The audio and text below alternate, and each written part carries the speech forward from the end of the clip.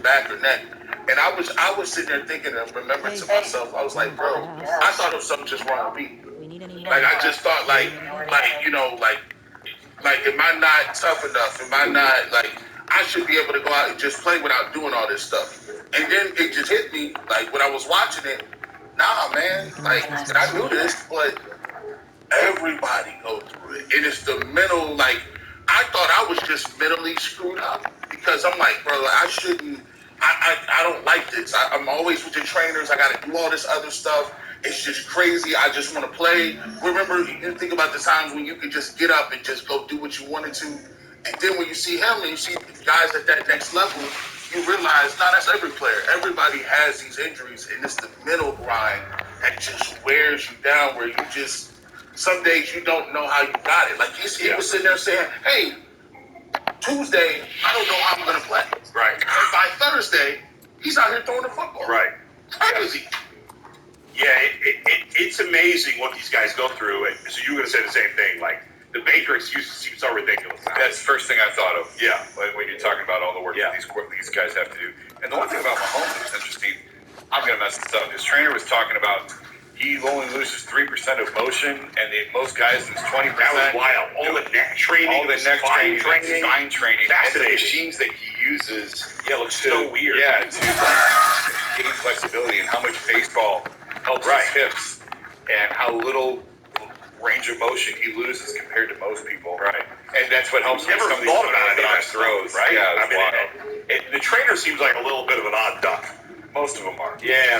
So about that trainer. Yeah. My sports director when I was in Texas. Yeah. So the Jimmy Donovan to Nick Camino here. I was Nick Camino. Yeah. He worked in Tyler and covered Mahomes in high school.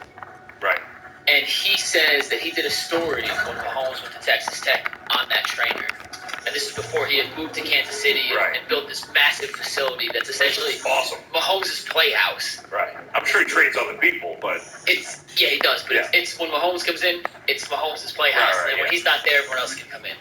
And he did a story when he was working in East Texas to Tyler, and Mahomes went to White House High School, which is right outside Tyler. It was like an old barn that he turned into a workout shed like that, but obviously not that extreme. And it was like after I went to that story, I was like, this dude's a loony bin. He's got no freaking clue what he's talking about. He's talking about neck movement, and it's like if Mahomes trusts him, and this is the best high school player I've ever seen. Who said this guy's crazy? My sports director. Well, how would he know? Because he grew up playing football as a quarterback in high school, and then seeing these guys do this drills that he had never even thought of. Well, just because they're new doesn't mean they're wrong. My point, what I'm getting at is, he may be loony. Yeah. He's right. Whatever he's doing is working. But he came out, this is before Mahomes. Right, guys. This was Mahomes in high school before he made a mark at Texas Tech. Okay. And he's like, why is he doing this kind of stuff? Yeah. It makes no sense. I'm 10 years older than him. I played, high school football in Texas at a big time high school. Yeah. And I never did anything like that. Yeah. Type stuff with pitcher. It's different. Doesn't it? See, this is it. Now I know I can't be the only one that I think about this. When they was doing all this stuff, what they be doing, did it cross your mind? Like, what is your shot? 7302. 7302. I didn't think about that, but He's gallivanting through Europe. Like you, and you like, Which is fine. I don't. No. That came out wrong. These guys are entitled to their time off. They need to enjoy their time. I wasn't going, but what I was saying was, at the level that we want to go, or the level we want to get to, and these guys are standing in front of you. Yep. You ask yourself, all right, he has to be doing at least this type if of the level. best quarterback in football is doing this, well, if I want to compete with him, I got to do even more. And I came away thinking after the thing, we in trouble. Not everybody, but like not just us. Everybody. It's like watching like Michael Jordan, come from Space Jam and getting hooping and doing they're at that level. When I see him working out that many times during the week, even after he's injured, I said, that's crazy. You're doing 3 hard workouts. It is insane how he came back. The fact he played in the playoffs after that ankle thing is the dumbest, most absurd thing ever. Game a week later, didn't even look hurt at all. I'm sure he was affected by it. I mean, we talked about he it didn't hurting. look hurt at all in that game. He said mentally, I had to tell myself it didn't hurt so many times to convince myself I just wasn't in pain. Yeah. One thing I want to talk about with Mahomes, and we'll get into a little bit of the Mariota stuff, which I could have done without, but when they talked about the process in practice of coming up with some of their diabolical plays, like the Pokemon play they ran in the Super Bowl. Wild. Yeah. I'm curious, and Jason, I wonder if you know. Mahomes and Kelsey talked about this too on a different podcast, but it lined up. They have a period of practice every week where players can come in with trick plays and present it to Andy Reid. They'll run it, and if Reid likes it, they'll try to tweak it and put it in. Well, if Reid and Mahomes like it. Yeah, I'm saying if it gets approved, but anyone can come in. An offensive lineman come in with a play. He encourages the players to kind of come up with plays. Is that commonplace around the NFL? Is that an Andy Reid special? I haven't heard of that before. Now again, I spent most of my career in the NBA, not the NFL. But in the last few years I've been around the NFL, I have not heard of that. It doesn't mean it's not happening. I could see Kevin being open to something like that. He should be. Every coach should be. Yeah, I can see that. He's actually very collaborative, but I haven't heard of any specific period. I'll ask around. I'll poke around on that and see if that's common or not. It just seems really cool that Andy Reid, maybe one of, if not a top Mount Rushmore level offensive mind in the history of the sport. Yeah. It's like, hey, if you have an idea, let me see it. If I like it, we'll figure out a way to make it work. I thought it was fascinating to see. I mean, their wives are very their wives are really in tune with what they're doing. I thought it was crazy that Marcus Mariota's wife was sitting there with him every Tuesday, studying the play, like XJY, Butterfinger Dip, Turbo 5, Race Car 1-3. You're like, what? And these guys, these are new calls every week. They're not these are made up calls. They make them up. Then you have to learn them. To be a quarterback, you have to have a great memory. You gotta be self-motivated. Yeah, and the difference between a great and good. Somebody was saying this the other day. I don't remember who said it. It's so small. I said that the other day. Because think about it, and your process. Do what? How do you know that about a quarterback who you drafted and traded for? Because your ability to process what you're seeing. And the guys who can do it quicker are going to be better. I mean, they're all putting it. And the crazy thing is, they're all putting in the same amount. Yeah, except for he's floating around. That's right. Rocky, shut up. But that's the difference between college and pro. Because playing in college, for you to be able to sit, and that's why it's hard when people say we got to stop. Is a quarterback smart enough to handle the play, smart enough to have a grasp for it? Now think about it. He wasn't even talking about all the plays. He was talking about, Kirk Cousins was talking about, there's a play where I should have got out of that play because he's like, but in the one time during the series, he said, I just forgot that to call out the tight ends. I forgot the last part. I was like, whatever. Yeah. Why whatever? Everybody else, and it worked because everybody else knew the position. Yeah, right. And I started to think, how many bad teams have you probably been on where quarterback goes in, forgets half of what's going to happen, and the receiver runs the wrong route? Things like that have to happen all the time, right?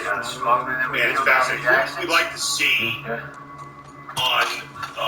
on this show next year. And it has to be in 3 tiers. A star. Yeah, I'll give you mine. Obviously, I'm biased on the first and third on this. I'd like to see Joe Burrow, Daniel Jones, and then Baker Mayfield. That would be. That doesn't make any sense. I'm just a girl what she knows. Give a fuck what she knows. It's not what she did to the others. You have no idea how many people she might be with this money. And I don't care how many people she's with will find it. So I like to Can you just think for yourself for a second right now? Get away.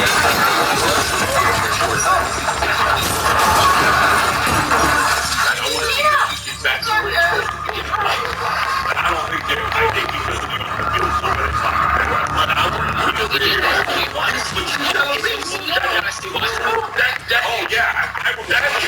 that is blockbuster. Yeah. And then to clean it up, we just said, well, listen, for his radioactive too, we got Baker. Deshaun Watson and Baker. I watch him every night. I like Burrow. I would like to see Josh Allen too. Yeah, I really like the Baker one. I like Derek Carr. Derek Carr in that middle field. Yeah, Daniel Jones doesn't excite me. Aaron I think he's great. I think he's hard not. Yeah. Oh, I'm curious. I follow Russell Wilson is the mid-tier one He's now. mid, but his wife's not mid. She's top shelf. I need to see that. I think Lamar Jackson would be a lot of fun in this. He intrigues me. Lamar was having a lot of fun last year.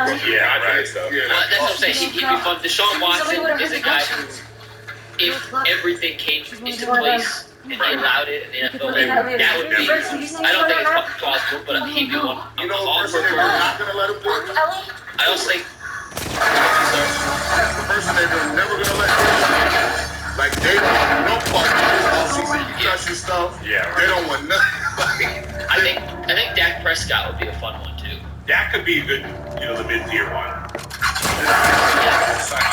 I guess they do. I guess they would have. That was just They control the voting rights. Like I you have to I also want Kyler Murray just to see how good he is in these games. Like the scenes of him playing Call of Duty when he's supposed to be studying. Or to see how many he's in his tablet enough. Yeah, he's with the trainer, and after 5 minutes, he's like, that's enough. To see that, yeah. All right, we got time for final takes here, Mike, don't we? Or do you got something else? We do have time for final takes. I want to look up one thing real quick before we get to final takes because there may be one more thing I want to hit on with quarterback, and there is. I forgot. Give me your two biggest winners from the documentary. The two people you can't, or it could be a loser, but two people, in your opinion, came off way better than you expected, way worse than you expected, but weren't what you expected to see from this. I'm gonna say the biggest winner. I'm gonna start off early. Biggest winner, bar none, is Patrick Mahomes' wife. Who would have thought that she I thought she was. I'm like, I don't know, bro. He gotta keep her. I thought they did a good job of showing that she owns a soccer team. They showed her being a coherent parent. She wasn't saying nothing crazy. And I thought it came off showing like they got a little genuine relationship. I thought high school sweethearts. Yeah, she came off, and I did not know. Shout out to her. So I don't like that. She's like the fact that she's doing, but the girl was not like a supermodel or anything. Yeah, he was like nervous and liked her. Like it was like, She was my number one winner too. Oh, really? She was my. I went in with the expectation of only seeing her from the annoying social And I media found her annoying the first 2 episodes. But she grew on you. But She had my opinion of her changed the most of anyone in the series from where I thought it would be to where it ended. He was number 2 for me. The most was Kirk Cousins for me. Because I thought, because I remember he was one of the whack jobs during COVID that was like saying all kinds of weird shit. Because his dad's like a weird preacher and all this weird stuff. And so he was saying weird stuff on the COVID times. And so I was like, oh, he's some like nutball. But he doesn't come off, he comes off like completely opposite. Very intelligent, very thoughtful, very caring, like smart. Seeing a psychologist, working on his brain, like all these really smart and thoughtful things. Really nice to the community and the kids, and like I thought he was gonna hate him, and I came off loving him. He's super rich and only has like 4 shirts. Kirk, smart enough on the go.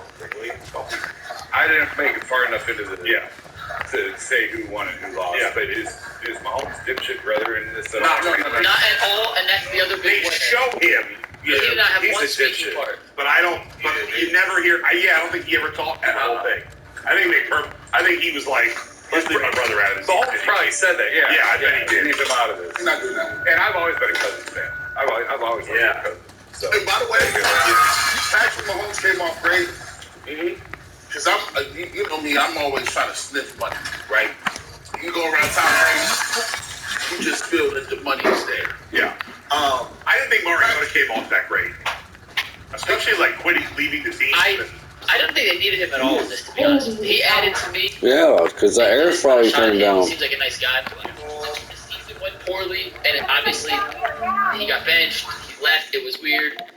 His storyline didn't add anything to me. Maybe if it was like Baker fighting for his life, it'd be different, but I could have done that all with Mariota. Mariota kind of like he was a bridge quarterback. Like, you know, he was like